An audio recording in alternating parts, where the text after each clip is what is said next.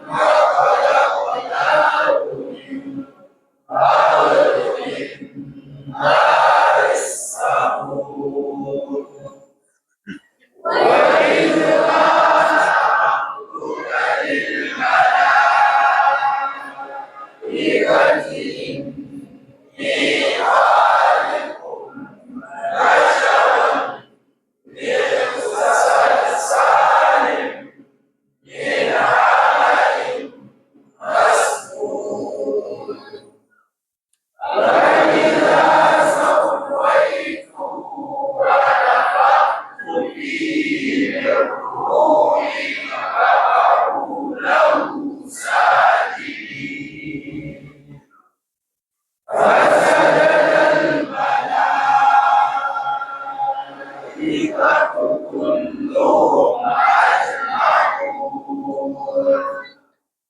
إلا إبليس أن يكون مع الساجدين. قال يا إبليس ما لك ألا تكون مع الساجدين؟ قال لم أكن لأسجد لبشر خلقته من صلصال من حمأ مسنون. قال فاخرج منها فإنك رجيم وإن عليك اللعنة إلى يوم الدين. قال رب فأنظرني إلى يوم يبعثون. قال فإنك من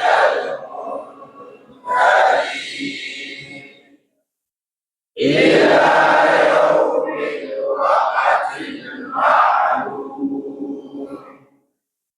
قال رب بما أغويتني لأزينن لهم في الأرض ولأغوينهم أجمعين إلا عبادك منهم المخلصين. قال هذا صراط علي مستقيم. الحمد لله.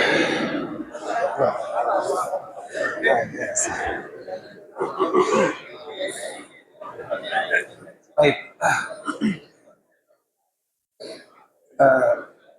ولقد علمنا المستقدمين منكم ولقد علمنا المستأخرين.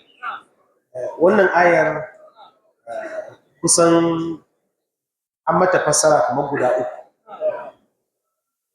kuma wannan fassara guda uku tana da alaka da wata ruwaya da ta zo da take magana dalilin saukar ita wannan ayar, amma gaskiya ruwayar bata inganta ba. don haka malamai suka ce wala qad alimna almustaqdimina minkum Allah ne yake cewa wallahi tabbas mun san marigaya daga cikinku wala qad alimna almustakhirina kuma hakika mun san majinkirta daga cikinku. To me ake nufin da marigaya da kuma majinkirta?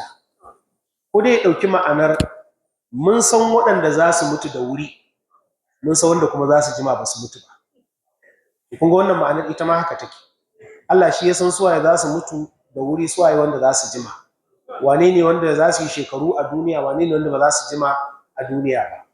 Sannan an fassara ta da mun san waɗanda in an tashi aikin alheri su ne akan gaba, mun san wanda kuma in an tashi aikin alheri sai su koma baya.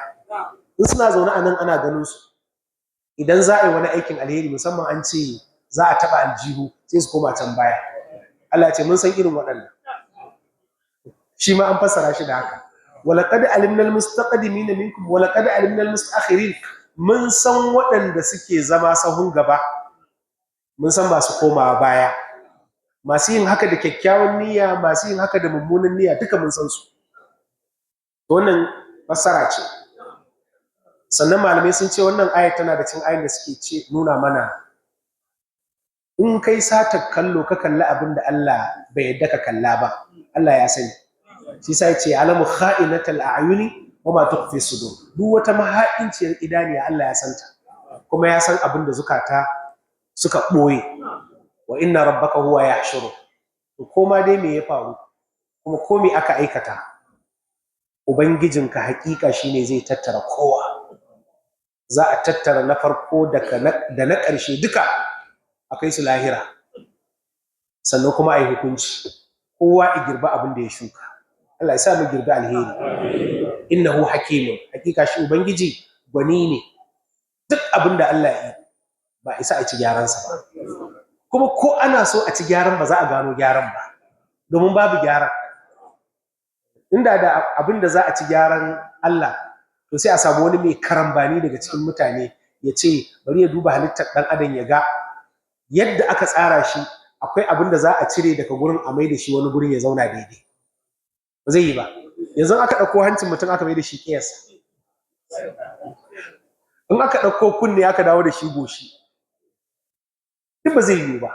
In aka ɗauko ƙafafuwa aka dawo da su gurbin hannu kuma aka mai da shi gurbin ƙafa, ba zai yi ba. Saboda haka duk abin da Allah ya halitta an ka kalle shi za ka ga haka i kamata i zama. Don haka Allah shi ne zai tattara mutane ranar alkiyama don yi musu hukunci, kuma Allah gwani ne cikin ayyukansa, alimun masani. Watan duk abin da Allah ya yi shi ne bisa ilimi.